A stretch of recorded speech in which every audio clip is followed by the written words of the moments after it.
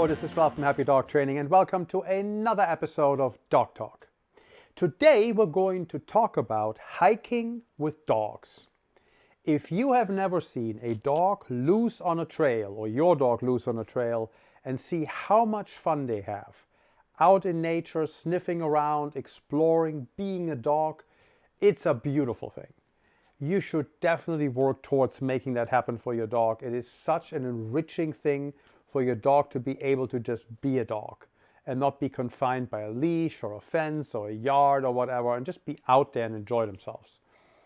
And what you basically need is you need to have a rattlesnake avoidance course that you need to go take your dog through and have a solid recall.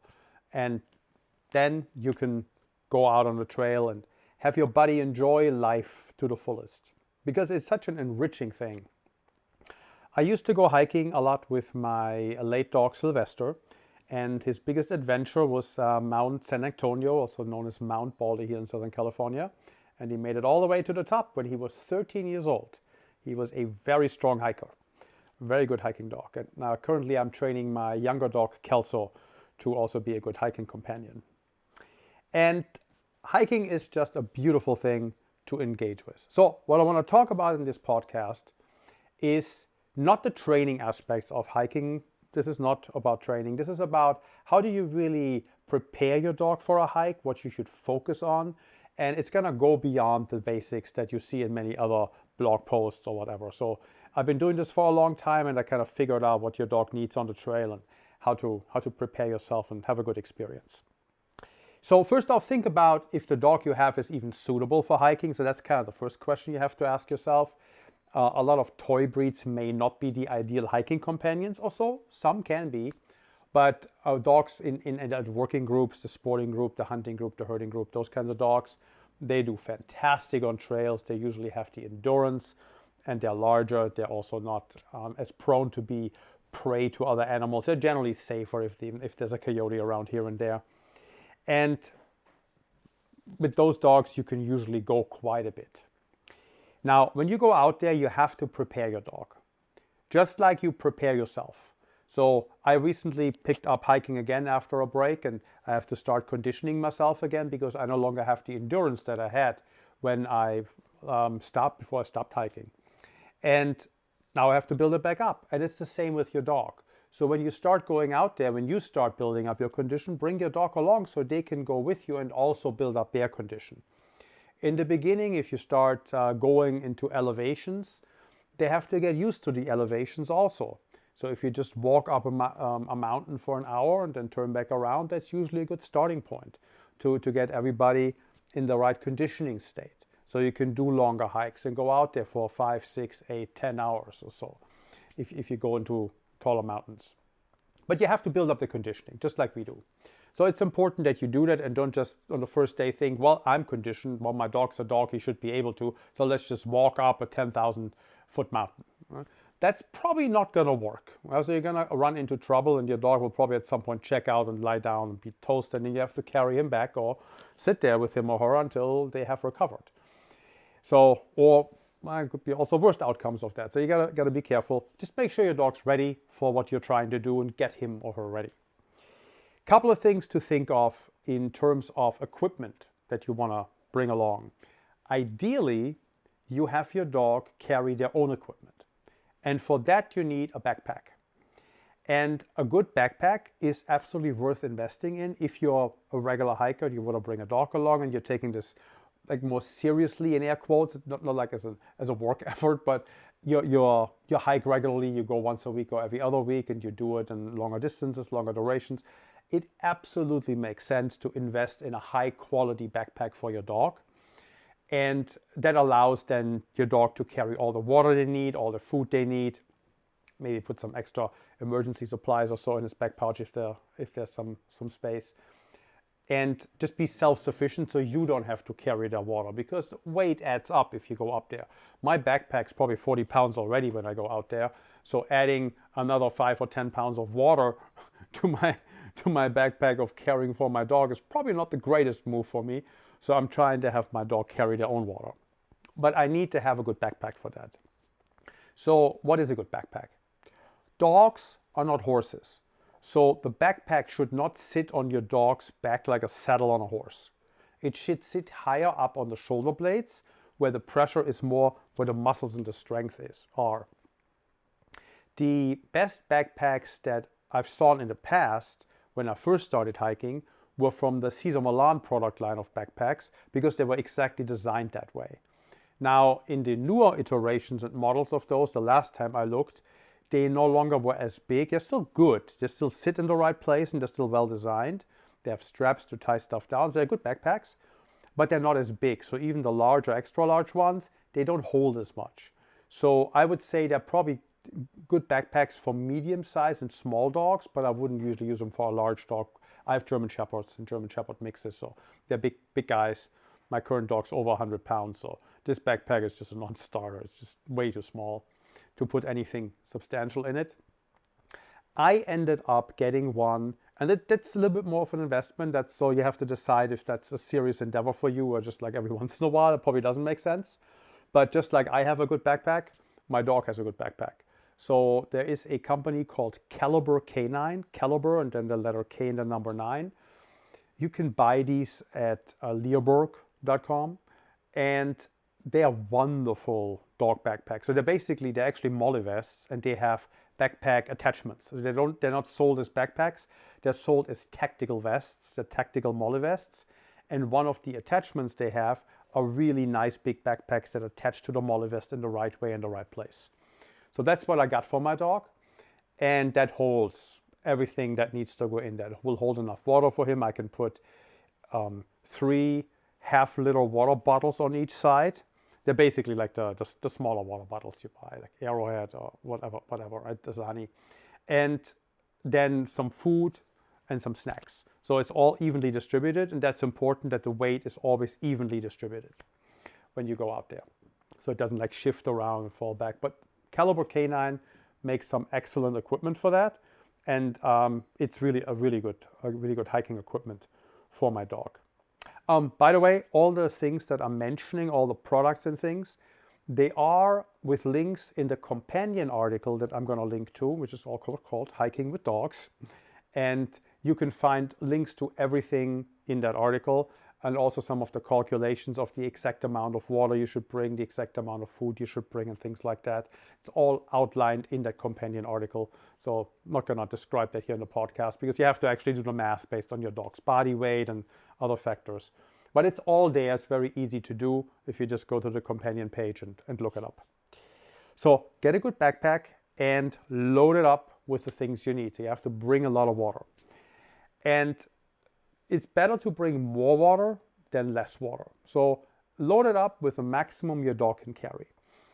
Generally, 10% of your dog's body weight in a backpack is perfectly fine. That should never be an issue. There are some articles where you read you can go up to 25%, and for short distances that's certainly okay. But when you go on a long hike that goes for like 8 or 10 hours, you want to kind of stick more to the 10% range so your dog can definitely carry this and doesn't get too fatigued and too tired. So that's on the water side, and that's on the backpack side. Let's talk about the paws. So there are obviously boots for dogs, and you can condition your dog to accept boots, wear boots, and run around with boots. That's option number 1. And certainly a thing worth considering depending on which terrains you go into, especially if you're also considering hiking in the snow. Definitely your dog will need boots for that kind of stuff. But what's really good, especially to start out or even just permanently, is a protection paste which is called Musher's Secret. And again, also available on Amazon, link in the companion article. But Musher's Secret, as you can imagine, is for mushers and sled dogs, probably huskies, pulling sleds.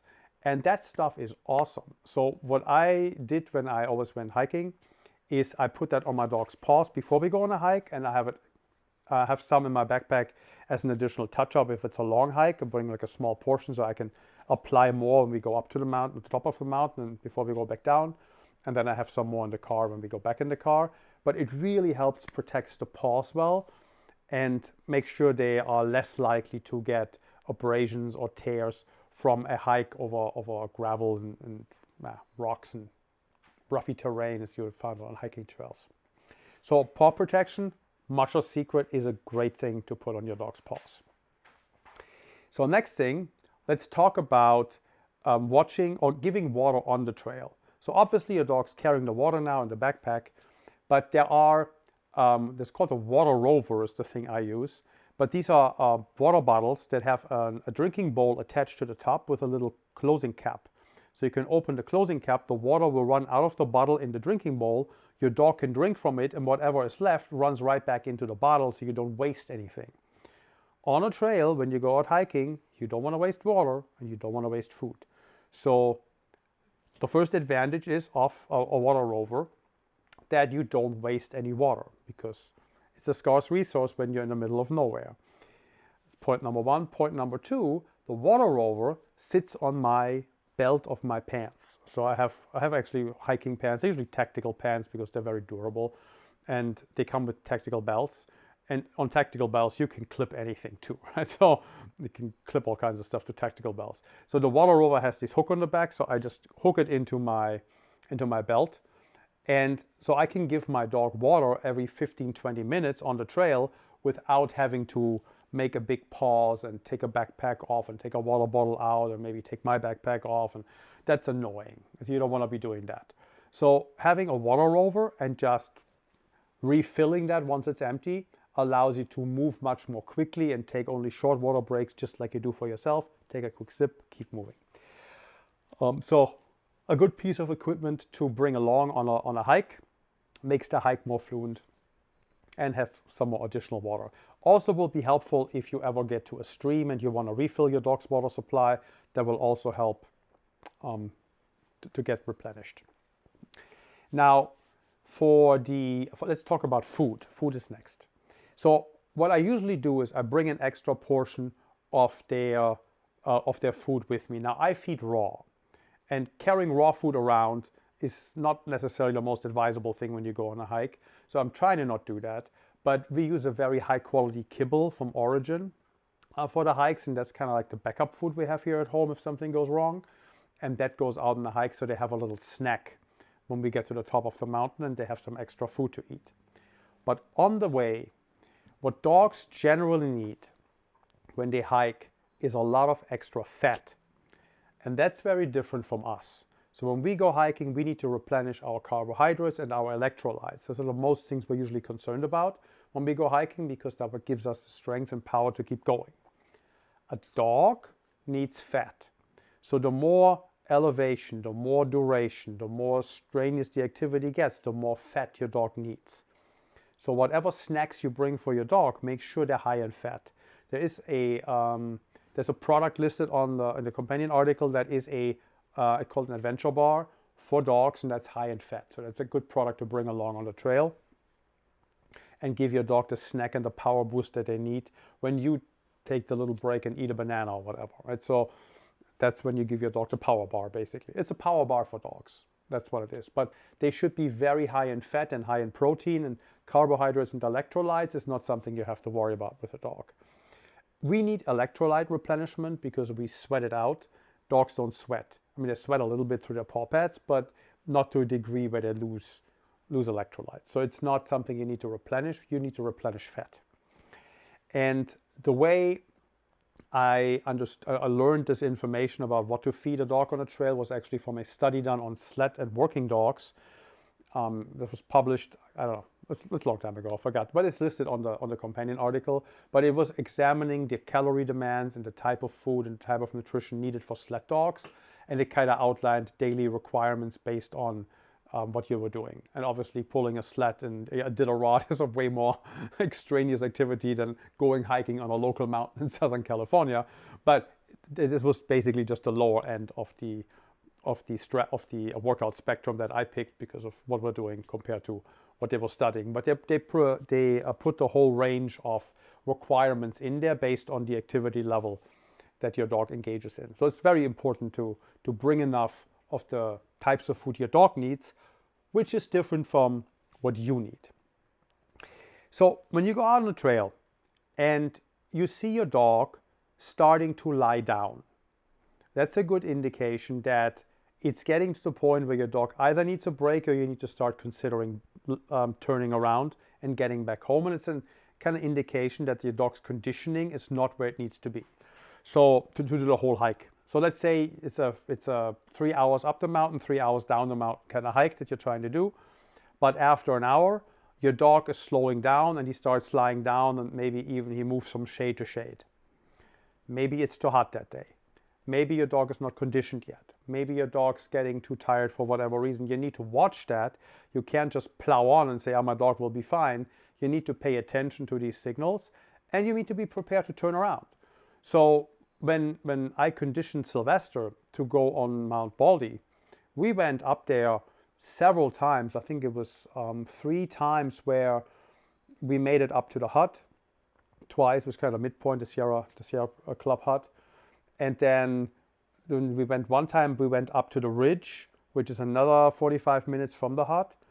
Or we're kind of like closer to the mountain, an hour or so, hour and a half away from the top at this point, or hour away from the top. And then still, we had to turn around because I was looking out and it was too hot, and it was just like a very scorching hot day, and it was up to the tree line. You were basically getting to the tree line. There were no more trees. It's just basically all open air from there. So I made the determination. We gotten pretty far. We got farther than last time, but I have to turn around now because that's probably going to be too hot for him, and he hasn't done that much. And then the second time we went up to the same point, it was a little cooler, and I thought he could do it, and boom, he did it. So it was I think it was the fourth try where I tried to get all the way to the top with him, and he hiked up there like a champion. And he was 13 years old at the time. So as I said, he was a very strong hiker when this happened. But conditioning a dog for a larger mountain, or for a taller mountain, you will have to commit yourself to doing a couple hikes that are not as long as you would like them to be. There will be half the distance, there will be a quarter of the distance, and you just need to accept that your dog needs to condition. Elevation, distance, and all these things, that same as you. And especially if you hike without your dog and you have a better condition build up, your dog needs to build up. So you gotta give him those opportunities and go on conditioning hikes until you really can see in your dog.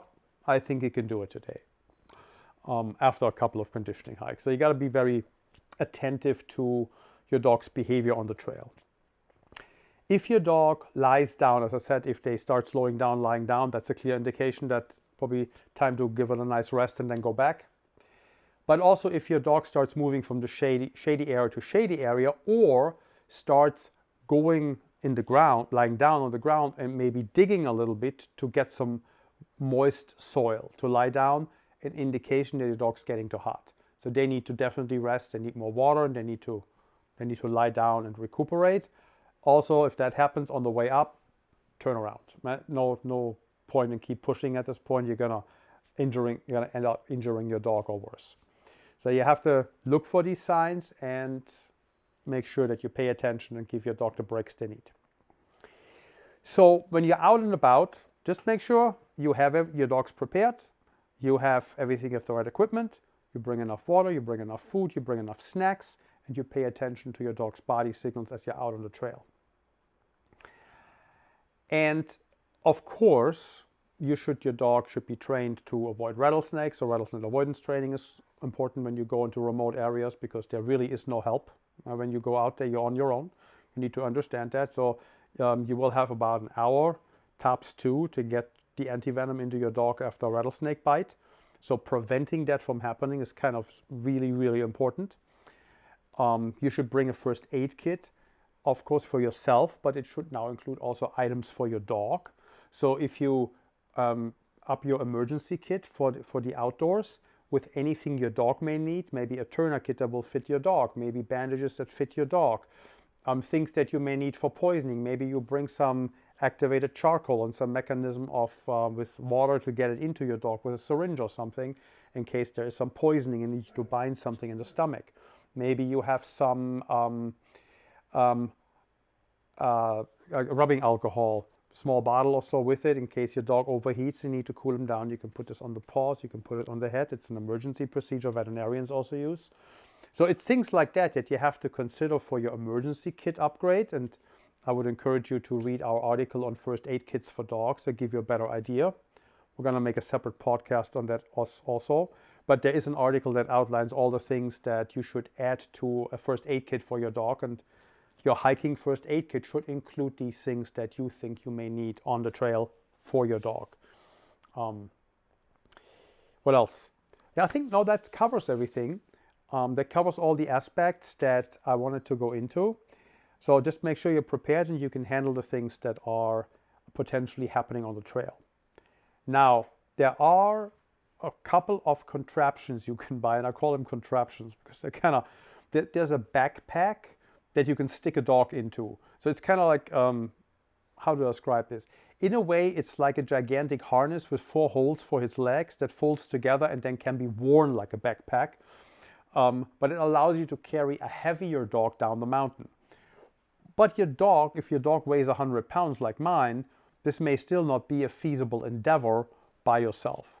So if you go hiking with a larger dog and you have a hiking companion that could potentially help you carry if something happens, get a piece of equipment that will make that easier. There's some carrying pouches. They are carrying, how they're called?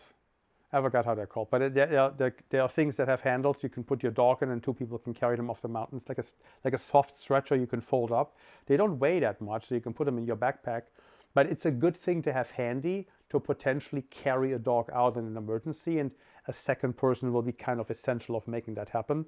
Now, on the trail, there are also the more seasoned hikers out there, usually not just the weekend hikers, but people who hike more regularly and they're really more outdoor versed.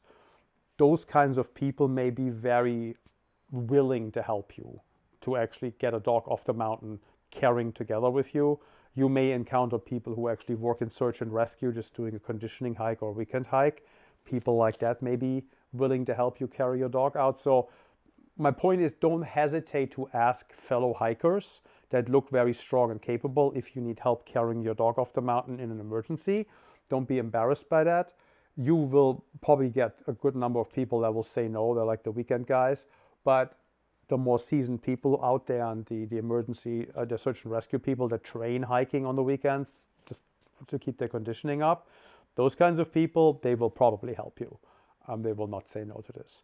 So it's worth asking. Just keep that in mind. A lot of hikers have a collegiality about being in the mountains. There's something about outdoor people. They're just willing to help each other out in case of an emergency. It's kind of part of the etiquette of being in a mountain. Just like you can throw the apple stump into the forest for a squirrel to eat, but you don't do it with a banana peel because it will take forever to biodegrade. So it's like these kinds of things where it's just like, this is etiquette on the mountain. You can poop behind a bush, but don't leave your toilet paper there. Right? So bring that back home. Have equipment to carry that back down. So there is mountain etiquette, like generally. And amongst people who adhere to mountain etiquette, they're usually also the ones that were more willing to help you. So that's at least my experience. And never hesitate to ask if you need help and there's other people around. You never know. Yeah, it's not something to be embarrassed about. Everybody can get stuck out there. And if you have a dog with you, the most important thing is that you both get safely back down and nothing else really matters at the end of the day. Okay, I think that's everything I wanted to touch on in terms of hiking and going in remote locations with your dog and preparing your dog and bringing everything you need. I hope you found that informative. It was helpful. You got something out of it. And I'll see you again next time. Bye.